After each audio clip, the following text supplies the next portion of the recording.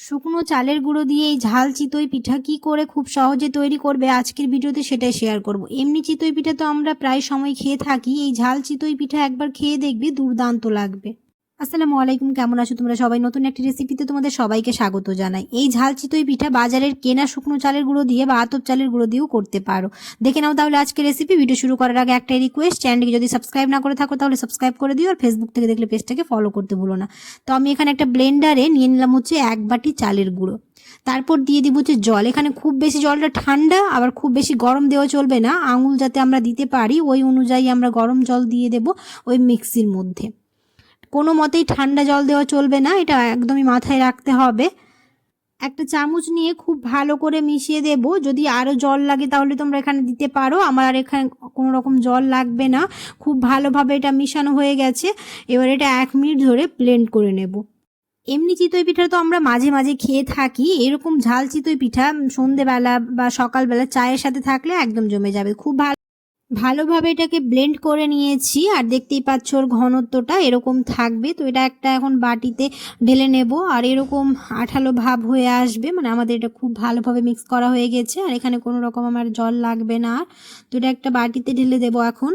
অনেকেই আছো ভিডিও দেখে চলে যাচ্ছ, সাবস্ক্রাইব করো না, অবশ্যই সাবস্ক্রাইব করে দিও, আর ফ্রেন্ডস আর ফ্যামিলির সাথে বেশি বেশি করে ভিডিওটা শেয়ার করে দিও, তাহলে আমার ভিডিও বানাতে খুব ভালো লাগবে। আর অনেকে সাবস্ক্রাইব করো না, অবশ্যই সাবস্ক্রাইব করে ভিডিওটাতে একটা লাইক করে দিও। মিক্সিং বলে আমি ঢেলে নিয়েছি, এবার একটা চামচ দিয়ে ঘনত্বটা দেখিয়ে দিচ্ছি। খুব বেশি ঘন থাকা চলবে না, এরকম একটু পাতলায় রাখতে হবে। একটা চামচের ওপরে যে কোডিংটা থাকে সেটা দেখতেই পাচ্ছ, খুব বেশি ঘন নেই, এরকম পাতলা হয়ে থাকবে। একটা আঙুল দিয়ে আমি দেখিয়ে দিলাম, এরকম থাকবে মানে আমাদের ব্যাটারটা, তাহলে এই চিতই পিঠাটা খুব ভালোভাবে হয়ে যাবে। এখন এর ব্যাটারের মধ্যে দিয়ে দিব হচ্ছে পরিমাণ মতো নুন আর একটুখানি বেকিং পাউডার। বেকিং সোডা কোনো মতেই দেওয়া চলবে না, বেকিং পাউডার দিতে হবে। দিয়ে খুব ভালো করে এটাকে মিক্স করে নেব। এই চিতই পিঠা বানানোর সময় কোনো মতেই ঠান্ডা জল দেওয়া চলবে না, আর আমার এখানে আর কোনো জল লাগেনি তাই আমি আর জল দিইনি। এবার এটা যেহেতু ঝাল চিতই পিঠা বানাবো তার জন্য এখানে দিয়ে দিব হচ্ছে একটুখানি ধনে পাতা। ঝালের জন্য নিয়েছি হচ্ছে কাঁচা লঙ্কা, আমি এখানে 3টে কাঁচা লঙ্কা ছোট ছোট করে কুচিয়ে রেখেছিলাম, সেটাই দিয়ে দিলাম। দিয়ে একটা চামচ দিয়ে খুব ভালো করে মিশিয়ে নেব। এটা একটুখানি সময় নিয়ে এরকম করে ভালো করে মিশিয়ে নেব যাতে কোনো অংশে ল্যাম্পস না থাকে। আমাদের ব্যাটারটা খুব ভালোভাবে রেডি হয়ে গেছে। এবার একটা বাটিতে নিয়ে নিব হচ্ছে সাদা তেল। যে পরিমাণে সাদা তেল নিব সেই পরিমাণে জল দিয়ে দেব, দিয়ে খুব ভালো করে মিশিয়ে নেব জলের সাথে তেলটা। এই ঝাল চিতই পিঠা একবার ট্রাই করে দেখবে, দুর্দান্ত লাগবে খেতে। যারা এখনও ট্রাই করনি অবশ্যই ট্রাই করে দেখে নেবে। তো আমি এখানে এটা মাটির খোলাই করব, তোমরা চাইলে যে কোনো কড়াইতে বা অন্য কিছুতেও করতে পারো, এটাতেও খুব ভালোভাবে হবে। তো এখানে আমি এবার তেল ব্রাশ করে দেব খুব ভালো করে। ভালো মতন তেল ব্রাশ করার পরে এবার এক এক করে ব্যাটারটা দিয়ে দেব। আমি এখানে এই মাটির খোলাই করেছি, আর আমি যেহেতু গ্যাসের চুলোয় করিনি, মাটির উনুনে করছি। গ্যাসের চুলোয় করলে ভালো করে খোলাটাকে গরম করে নিয়ে তারপর গ্যাসের ফ্লেমটাকে মিডিয়াম করে রাখতে হবে। এবার এক এক করে দিয়ে দেব।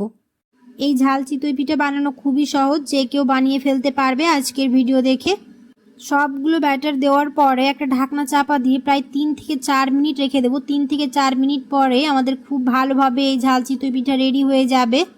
এরকম করে সবগুলোই বানিয়ে নেব, আর দেখতে পেলে কতটা সহজ। যারা এখনও ট্রাই করনি অবশ্যই ট্রাই করে দেখতে পারো। আশা করছি আমার আজকের রেসিপি বুঝতে তোমাদের কোনো অসুবিধে হয়নি, আর আজকের রেসিপি তোমাদের ভালো লেগেছে। যদি ভালো লেগে থাকে তাহলে অবশ্যই একটা লাইক করে দিও, কমেন্টে জানাতে ভুলো না। আর দেখতেই পাচ্ছ খুব ভালোভাবে ছুটে আসে। দেখা হবে খুব শিগগিরই পরে একটা নতুন রেসিপিতে। সবাই খুব ভালো থাকবে, আল্লাহ হাফেজ।